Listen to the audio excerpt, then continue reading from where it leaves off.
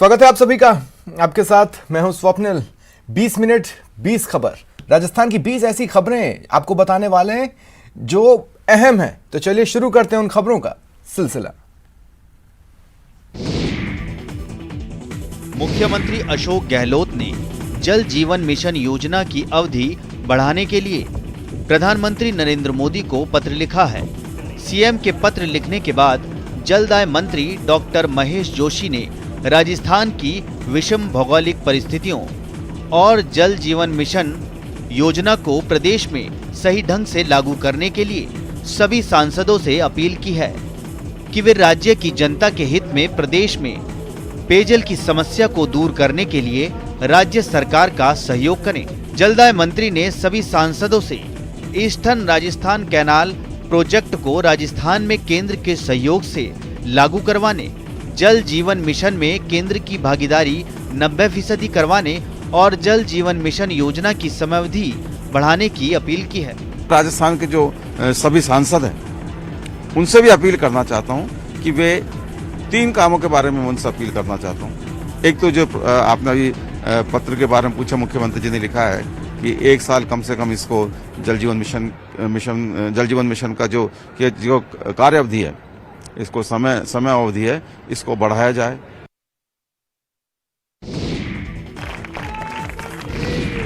राजस्थान सरकार की ओर से निकाली जा रही बम्पर भर्तियों की वजह से बेरोजगारों के चेहरों पर खुशी नजर आने लगी है।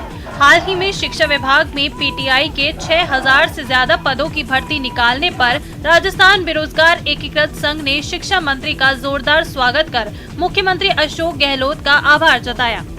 पीटीआई पदों पर जो 6000 पदों पर वैकेंसी निकली है और ये सबसे बड़ी भर्ती परीक्षा है, जिसके लिए शिक्षा मंत्री जी का, माननीय मुख्यमंत्री जी का आभार जता रहे हैं कि युवा बेरोजगारों को बहुत बड़ी खुशी दी है।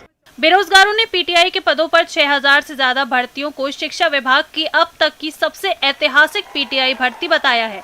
बेरोजगार संघ के प्रदेश भर से पहुंचे अभ्यर्थियों ने इसके लिए शिक्षा मंत्री बीडी कल्ला को 101 फीट लंबा साफा पहनाकर और लड्डू बांटकर अपनी खुशी का इजहार किया।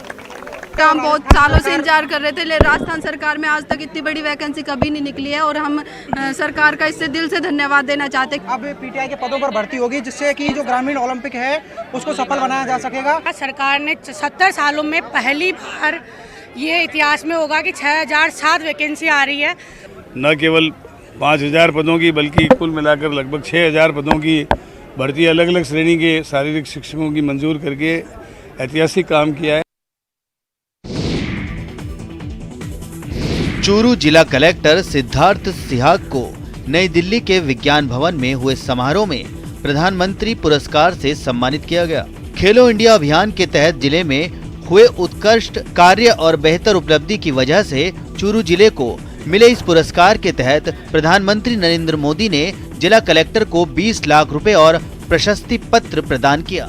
ये प्रधानमंत्री पुरस्कार 2021 में विकसित खेल केंद्रों, खिलाड़ियों द्वारा राष्ट्रीय एवं अंतर्राष्ट्रीय स्तर पर पदक, महिला खिलाड़ियों, पैरा खिलाड़ियों का प्रतिनिधित्व, फिट इंडिया, खेलो इंडिया में जिला प्रशासन द्वारा किए गए नवाचार में युवा खिलाड़ियों की व्यापक स्तर पर भागीदारी के आधार पर दिया गया है। 5 चरणों में हुई लंबी चयन प्रक्रिया के बाद जिले का चयन इस पुरस्कार के लिए किया गया है। इस पुरस्कार समारोह के दौरान जिले की खेल गतिविधियों पर आधारित एक डॉक्यूमेंट्री फिल्म भी दिखाई गई।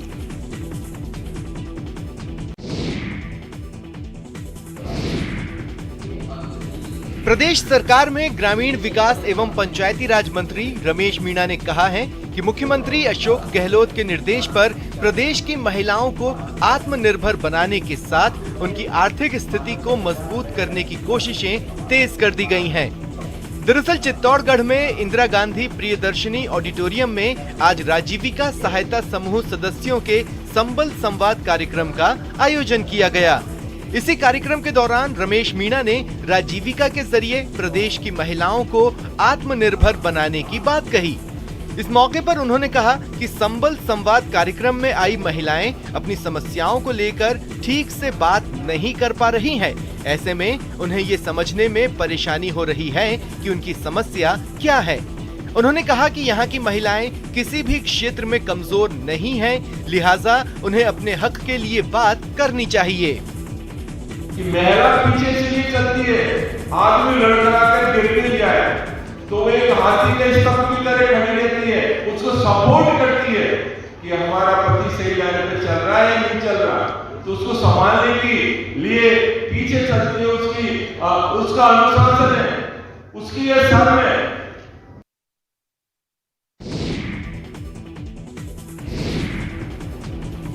प्रदेश के चिकित्सा मंत्री परसादी लाल मीणा आज दौसा कलेक्ट्रेट पहुंचे। इस दौरान उन्होंने कलेक्ट्रेट सभागार में जिला स्तरीय अधिकारियों के साथ एक मीटिंग की। इस मीटिंग में उन्होंने दौसा समेत प्रदेश भर से मिल रही अस्पताल में अव्यवस्थाओं की शिकायतों पर नाराजगी जताई। उन्होंने कहा कि ओपीडी और आईपीडी पर्चियां फ्री हैं, लेकिन डॉक्टर सीट पर नहीं बैठते। साथ ही उन्होंने ये भी कहा कि दवाई फ्री मिल रही है, फिर भी बाहर से दवाई मंगाने की उनके पास शिकायतें आ रही हैं। इस बैठक में चिकित्सा मंत्री परसादी लाल मीणा ने कहा कि सुबह 8 बजे से 2 बजे तक ही लोग बीमार नहीं पड़ते, वो कभी भी बीमार हो सकते हैं। ऐसे में रात के समय भी आए मरीजों को पूरी सुविधा मिलनी चाहिए। खास बात यह है कि इस बैठक में उन्होंने ये भी कहा कि जल जीवन मिशन की प्रोग्रेस काफी कम है, ये भी चिंताजनक है। आईपीडी और ओपीडी जो फ्री किया है, उसके बाद कई बार शिकायतें आती है, डॉक्टर वहाँ रहते नहीं, दवाई वहाँ पर मिलती नहीं, इतनी सारी दवाइयाँ फ्री कर रखी है, 269 दवाइयाँ CSC PSC लेवल पर फ्री है। बीजेपी पन्ना प्रमुखों के भरोसे मिशन 2023 को अंजाम तक पहुंचाने की तैयारी में लगी है और इसी तैयारी के तहत प्रदेश भर में पन्ना प्रमुख घर घर जाकर लोगों को बीजेपी से जोड़ने के अभियान में लगे हैं। इस अभियान की रफ्तार से बीजेपी के नेता खासे उत्साहित हैं और पन्ना प्रमुखों के प्लान को बेजोड़ बताकर उसे जीत का सबसे कारगर हथियार बता रहे हैं। इतना ही नहीं, पार्टी के नेता कार्यकर्ताओं को ये भी सीख दे रहे हैं कि गैर बीजेपी वोटरों को बीजेपी के पाले में लाने के लिए उन्हें क्या कुछ करने की जरूरत है।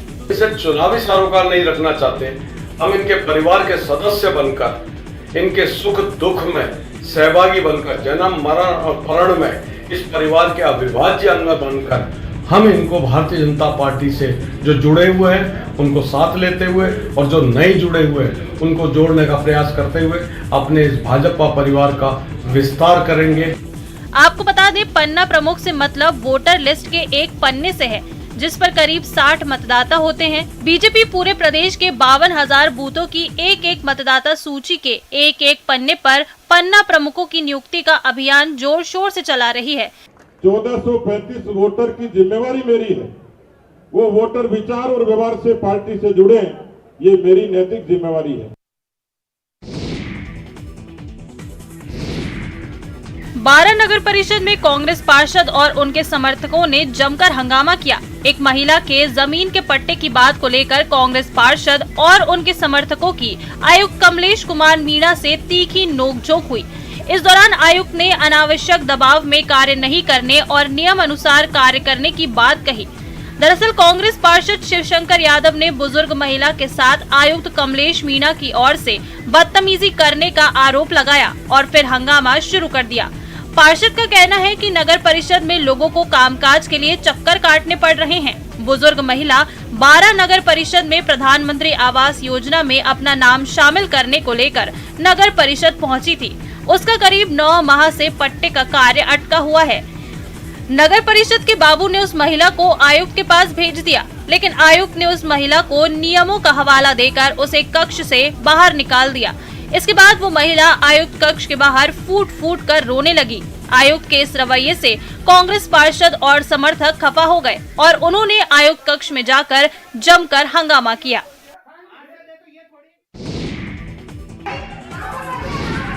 एक साल से भी लंबे समय के बाद हुई अजमेर नगर निगम की साधारण सभा में जमकर हंगामा हुआ। इस दौरान विपक्षी कांग्रेसी पार्षदों ने महापौर बृजलता हाड़ा पर जमकर निशाना साधा।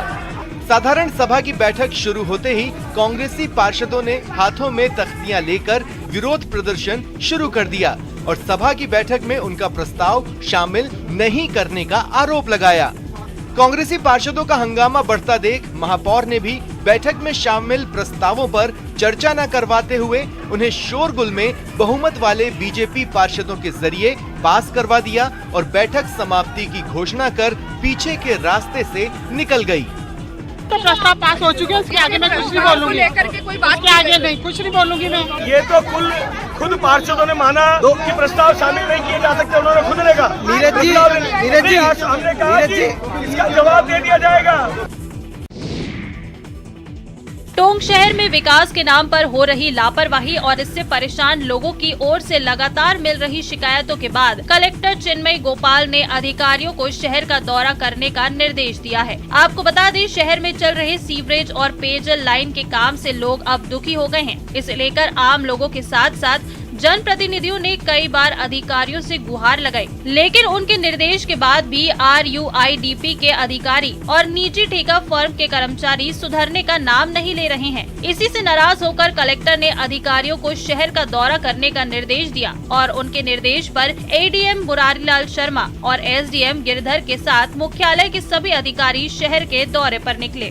जो टेंडर में है उसी प्रक्रिया को आप पूरा कर रहे हैं, हम आप एक्स्ट्रा कोई काम नहीं मांग रहे। हमारे उसमें ये है कि अगर जहाँ भी रोड कटिंग होगी उस रोड को पूरा प्रोसेस में उसकी फिलिंग करेंगे बाकायदा, और फिलिंग करने के बाद में उसके नीचे PCC होगी 4 इंच और उसके बाद में CC होगी। जहाँ जहाँ हमने विजिट की वहाँ तो बिल्कुल सुधार हुआ है, ये फीडबैक भी हम लेते हैं। बाकी ये बात सही है कि जो भी कॉन्ट्रैक्टर है वो 100 मोटो जगह लापरवाही बरत रहे हैं। अभी जैसे हमने जब उनके मलबे के ढेर वगैरह उनको दिखाए तो उन्होंने स्वीकार किया कि हाँ साहब ये बिल्कुल काम तो कंप्लीट हो गया, लेकिन हमने ढेर नहीं हटाया, और अब उन्होंने कहा कि हम 24 घंटे बैठा देंगे। अलवर के कलेक्टर शिव प्रसाद नकाते एक्शन मोड में नजर आ रहे हैं। आज उन्होंने सुबह सुबह कलेक्ट्रेट का औचक निरीक्षण किया। इस दौरान कई कर्मचारी और अधिकारी अपनी सीट से गायब मिले। इस पर जिला कलेक्टर ने कहा कि गायब मिलने वाले कर्मचारी और अधिकारियों के खिलाफ कार्रवाई होगी। दरअसल अलवर जिले में इन दिनों अधिकारी और कर्मचारी काम को लेकर लापरवाह हो गए हैं। कई दिनों से कलेक्टर के पास इसे लेकर शिकायतें भी आ रही थी। साथ ही ये भी शिकायत आ रही है कि काम के लिए कर्मचारी पैसों की मांग करते हैं। इन शिकायतों की वजह से ही कलेक्टर शिव प्रसाद नकाते ने आज कलेक्ट्रेट का निरीक्षण किया। अपने कलेक्टर ऑफिस का आज निरीक्षण किया है। एक बार समझ ले कि कहाँ पे कौन कौन से विभाग बैठ रहे, कैसे काम कर रहे। तो कर्मचारियों को ये स्पष्ट निर्देश दिए हैं कि समय पे ऑफिस आए और उनकी टेबल पे जो कार्य है उसको तेज गति से उसका निस्तारण करें। डूंगरपुर में राज्य सरकार के निर्देश के मुताबिक स्वास्थ्य मेले का आयोजन किया जा रहा है। खास बात यह है कि इन स्वास्थ्य मेलों में बड़ी संख्या में लोग पहुंचकर स्वास्थ्य परीक्षण भी करा रहे हैं। दरअसल स्वास्थ्य मेले में लोगों का न केवल फ्री में मेडिकल चेकअप किया जा रहा है, बल्कि उन्हें जांच और दवाइयों के लिए भी पैसे नहीं देने पड़ रहे। और तो और लोगों को इन सब के लिए इधर उधर भटकना भी नहीं पड़ रहा है। यही वजह है कि इन स्वास्थ्य मेले में लोगों की भीड़ लग रही है। डूंगरपुर में स्वास्थ्य मेले के दौरान स्वास्थ्य विभाग ने नवाचार करते हुए लोगों को देहदान करने के लिए जागरूक करना शुरू किया है, जिसके सार्थक परिणाम भी देखने को मिले हैं। CMHO डॉक्टर राजेश शर्मा ने बताया कि 18 अप्रैल को जिला मुख्यालय पर पहला स्वास्थ्य मेला आयोजित हुआ था और उस दौरान 5 लोगों ने देहदान का संकल्प पत्र भरा। वहीं पिछले 3 दिनों में आयोजित हुए स्वास्थ्य मेलों में 1 दर्जन से अधिक लोग देहदान का संकल्प पत्र भर चुके हैं। सर, हमारे जिले में 18 अप्रैल से अभी हेल्थ कैंप स्टार्ट हुआ। हेल्थ कैंप नहीं है, ये बेसिकली हेल्थ मेले हैं जो ये स्टार्ट हुए हैं। इसमें हम चिकित्सा के इलाज के साथ साथ जांचें कर रहे हैं तथा जागरूकता का काम भी हम इसमें कर रहे हैं। सवाई माधोपुर शहर की सफाई व्यवस्था को लेकर जिला कलेक्टर सुरेश कुमार ओला की ओर से शुरू किए गए बदलेगा सवाई माधोपुर अभियान का असर दिखने लगा है। इस अभियान के तहत आज अल सुबह ही जिला कलेक्टर सुरेश कुमार ओला के नेतृत्व में जिला मुख्यालय के काला गोरा भैरव मंदिर परिसर क्षेत्र में श्रमदान किया गया। इस दौरान अलग अलग स्कूलों के स्टूडेंट्स, नेहरू युवा केंद्र के युवा, NCC कैडेट, नगर परिषद के कर्मचारी, अधिकारी, वन विभाग के कर्मचारी और अधिकारी, राष्ट्रीय सेवा योजना, civil defence team, scout guide समेत कई संस्थाओं से जुड़े लोगों ने श्रमदान किया। इस श्रमदान के तहत इन इलाकों में साफ सफाई की गई और कचरे को एकत्रित कर नष्ट किया गया। खास बात यह है कि श्रमदान के दौरान लोगों को साफ सफाई के प्रति जागरूक भी किया गया। इस मौके पर जिला कलेक्टर ने लोगों से बदलेगा सवाई माधोपुर अभियान से जुड़ने और शहर को साफ और स्वच्छ रखने की अपील की।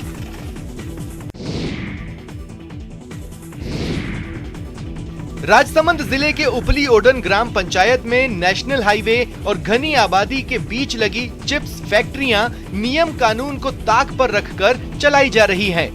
दरअसल इन फैक्ट्रियों से उड़ते धूल से लोग बीमार हो रहे हैं, उनके फेफड़े खराब हो रहे हैं। सबसे ज्यादा परेशानी बच्चों को हो रही है। इस धूल की वजह से उनकी तबीयत तो खराब हो ही रही है, साथ ही उनकी पढ़ाई भी बाधित हो रही है। यहाँ के लोगों का कहना है कि फैक्ट्री से निकलने वाली धूल की वजह से उनकी फसलें तो खराब हो ही रही हैं, साथ ही हाईवे पर इस धूल की वजह से आए दिन हादसे भी होते रहते हैं। यहाँ के लोगों ने फैक्ट्री मालिक से भी इस बारे में बात की थी, लेकिन उन्होंने इस पर कोई ध्यान नहीं दिया। लिहाजा अब इन लोगों ने इसे लेकर सरपंच को एक ज्ञापन सौंपा है।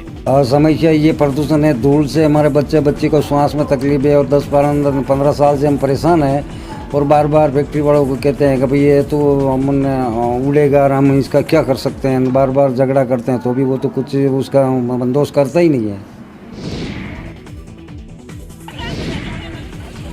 पश्चिमी राजस्थान में भीषण गर्मी के साथ ही पानी की समस्या विकराल रूप ले रही है। बुधवार को जहां पानी की टंकी पर चढ़कर एक युवक ने पानी के लिए प्रदर्शन किया था, वहीं आज सोडेर की ढाणी निवासियों ने जयपुर पाली हाईवे को जाम किया। प्रदर्शनकारियों ने यहां हाईवे पर पत्थर डाल दिए और महिलाएं हाथों में लठ लेकर सड़क पर आ गई। इतना ही नहीं, इस दौरान प्रदर्शनकारियों ने मटकी फोड़कर हाईवे पर प्रदर्शन किया।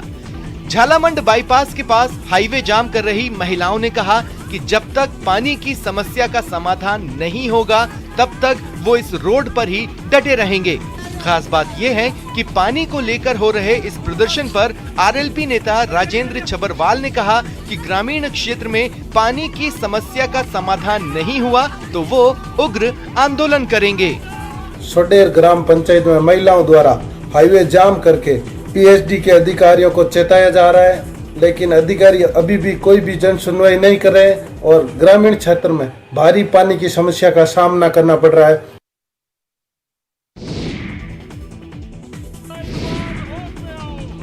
बारां शहर के नाकोड़ा कॉलोनी के लोगों ने आज भी मीठे पानी की मांग को लेकर अधिशासी अभियंता के कार्यालय पर प्रदर्शन किया।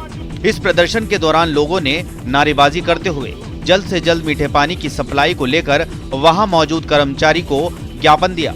आपको बता दें, बारां के वार्ड नंबर 8 के नाकोड़ा कॉलोनी के लोग पिछले 25 साल से मीठे पानी से वंचित हैं। 15 साल पहले यहां पानी की टंकी भी बनाई गई थी, लेकिन यहां के लोगों को उस टंकी का लाभ नहीं मिला। दरअसल उस टंकी का पानी शहर के अन्य कॉलोनी में भेजा जा रहा है। यहाँ के रहने वाले लोगों ने कई बार कॉलोनी में मीठे पानी की मांग को लेकर अधिकारियों को ज्ञापन सौंपा, लेकिन अधिकारियों की ओर से अब तक इनके लिए मीठे पानी का कोई इंतजाम नहीं किया गया। ऐसे में आज वार्ड नंबर 8 के पार्षद योगेश गौतम के नेतृत्व में कॉलोनी वासियों ने फिर से अधिशासी अभियंता कार्यालय का घेराव कर प्रदर्शन किया और कॉलोनी में मीठे पानी की सप्लाई दुरुस्त करने की मांग की। कॉलोनी में हमारे करीबन 25 साल हो गए, अब तक मीठे पानी की कोई व्यवस्था नहीं है। ट्यूबवेलों का जो बोरिंग का फ्लोराइड पानी आ रहा है, उसी पानी को हम लोग पीते हैं, उसी को नहाने धोने में सब में वही काम आता है। कई बार हमने पहले भी इनको लिखित में अवगत करवाया, लेकिन इन लोगों के कोई समझ में नहीं है।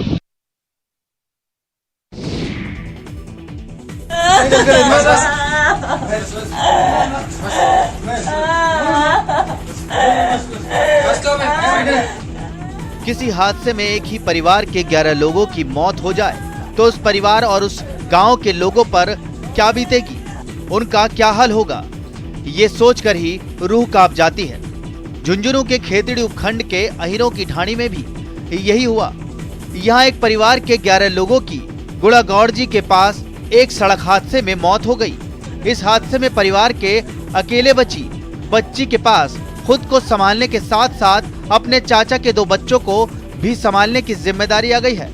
दुख की इस घड़ी में जब लोग बिखर जाते हैं, वहीं दीपिका न केवल खुद को संभाल रही है बल्कि चाचा के बच्चों को भी संभालने की बात कह रही है। मुझे पैसों की जरूरत नहीं है, मैं अब फाइनल क्लास में हूँ, लेकिन आगे घर वाले गरीब हैं और इसलिए मैं एक नौकरी की मांग करती हूँ। दीपिका के पिता और चाचा खेती करते थे। हादसे में दीपिका के पिता की मौत हो गई, लेकिन चाचा की जान बच गई। 2 बैल गहरे कुएं में गिरे हुए थे और इन्हें बाहर निकालने के लिए नौजवानों की पूरी टीम लगी हुई थी। 2 युवक रस्सियों के सहारे कुएं के गंदले पानी में उतरे हुए थे, तो बाकी लोग उन रस्सियों को ऊपर थामे हुए थे। जैसे ही नीचे उतरे युवकों ने बैलों को रस्सी बांधी और ऊपर इशारा किया, उन्हें बाहर खींचने का काम शुरू हो गया। बैलों के रेस्क्यू ऑपरेशन की ये तस्वीरें झालावाड़ के झालारा पाटन इलाके के चंद्रावती ग्रोथ सेंटर की है। बताया जा रहा है कि यहाँ 2 बैल आपस में लड़ते लड़ते इस गहरे कुएं में गिर गए थे। इन्हें कुएं में गिरते देख आसपास के लोगों ने गौपुत्र सेना को इसकी खबर दी। इस खबर के मिलते ही गौपुत्र सेना मौके पर पहुंची और इन बैलों को बाहर निकालने का काम शुरू किया गया। पहले तो 2 युवक रस्सी बांधकर कुएं में उतरे और फिर दोनों ने बैलों को एक एक कर उन रस्सियों से बांध दिया। खास बात यह है कि बैलों को रस्सी बांधते समय दोनों बैलों ने मिलकर दोनों युवकों को घायल भी कर दिया, लेकिन दोनों ने हिम्मत नहीं हारी और उन्होंने अपना काम पूरा कर दिया। इसके बाद ऊपर मौजूद लोगों ने एक एक कर दोनों बैलों को बाहर निकाल लिया। यह जो कुआं है, इस कुआं काफी सालों पुराना कुआं है और कुआं पूरे तरीके से ढस रहा है। गौपुत्र द्वारा तुरंत रेस्क्यू ऑपरेशन चालू किया, जिसमें लगभग 3 घंटे की कड़ी मेहनत के बाद दोनों नंदी बैलों को सुरक्षित बाहर निकाल लिया गया, जिसमें 2 गौपुत्रों को गहरी चोटें भी आई है और घायल हुए हैं गौपुत्र। बाकी दोनों नंदी अब सुरक्षित है और सेफ है। तपती गर्मी में जब हवा की रफ्तार तेज हुई तो धूल का ऐसा गुब्बार उठा कि आंखें खुद ब खुद बंद हो गईं और चंद मीटर दूर भी देखना मुश्किल हो गया। धूल भरी आंधी की ये तस्वीरें दौसा की हैं, जहां आज सुबह से ही मौसम पूरी तरह बदला हुआ है। बताया जा रहा है कि पूरे दौसा में कमोबेश यही तस्वीर नजर आई। धूल भरी इस आंधी और काले काले बादलों की वजह से तापमान में गिरावट भी हुई है और तापमान में गिरावट की वजह से लोगों को तपती गर्मी से थोड़ी सी राहत मिली है, लेकिन धूल भरी इस आंधी ने लोगों की परेशानी जरूर बढ़ा दी है। आंधी की वजह से जहां लोग घरों में बंद हो गए हैं, तो वहीं सड़कों पर सन्नाटा छा गया है। इतना ही नहीं, इस आंधी की वजह से उड़ रही धूल लोगों के घरों और आंगन तक पहुंच गई है, जिससे लोगों को अच्छी खासी परेशानी का सामना करना पड़ा। बताया जा रहा है कि धूल भरी आंधी के साथ साथ कुछ इलाकों में बूंदाबांदी का भी दौर देखने को मिला। बुधवार देर रात अचानक पाकिस्तान की ओर से आए रेतीले तूफान ने स्वर्ण नगरी जैसलमेर में आतंक मचा दिया। विश्व के एकमात्र लिविंग फोर्ट सोनार दुर्ग की इमारतें इस तूफान से थर्रा उठी और तूफान की वजह से सोनार दुर्ग की चौथी और अंतिम हवा प्रोल का काफी नुकसान हुआ है। इस हवा प्रोल पर अद्भुत नक्काशी से बने कंगूरा और छज्जा नीचे गिर गए। आपको बता दें, सोनार दुर्ग की ये इमारतें 850 साल से भी ज्यादा पुरानी हैं और बुधवार की रात तूफान में जो कंगूरा और छज्जा गिरे हैं, उस पर बने नक्काशी को देखने के लिए यहाँ सालों भर पर्यटकों का तांता लगा रहता है। रात होने की वजह से छज्जे के आसपास कोई मौजूद नहीं था, जिसकी वजह से किसी को चोट तो नहीं आई, लेकिन उस तूफान ने सोनार दुर्ग को नुकसान जरूर पहुंचा दिया है। नागौर के लाडनू में एक मायरा की चर्चा पूरे प्रदेश में हो रही है। यहाँ अपने दिवंगत भाई की इच्छा पूरी करने के लिए उसके 4 छोटे भाइयों ने अपनी इकलौती बहन की बेटियों की शादी में 71 लाख का मायरा भरा है। इसमें भाइयों ने बहन को 51 लाख रुपए नकद, 25 तोला सोना और 1 किलो चांदी के जेवर और अन्य सामान मायरे में भेंट किया है। खास बात यह है कि यहाँ भाइयों ने अपनी बहन को 500 रुपए के नोटों से सजी चुनरी भी उड़ाई। लाडनू की रहने वाली सीता देवी की 2 बेटियां प्रियंका और स्वाति की 19 अप्रैल को शादी थी। 5 भाइयों के बीच सीता देवी इकलौती बहन है। सीता देवी के बड़े भाई राम निवास का 3 साल पहले देहांत हो गया था। उनकी इच्छा थी कि बहन का मायरा जब भी भरे उसकी चर्चा हो। उन्हीं की इच्छा के मुताबिक उनके चारों भाइयों ने 51 लाख नकद और 25 तोला सोना बहन की बेटियों की शादी में मायरे के तौर पर दी। आपको बता दें, नागौर जिले में परंपरा के साथ मान और सम्मान के रस्म के तौर पर मायरा देने की परंपरा है और हर साल यहाँ किसी न किसी के मायरे की चर्चा प्रदेश भर में जरूर होती है। फिलहाल इतना ही, नमस्कार।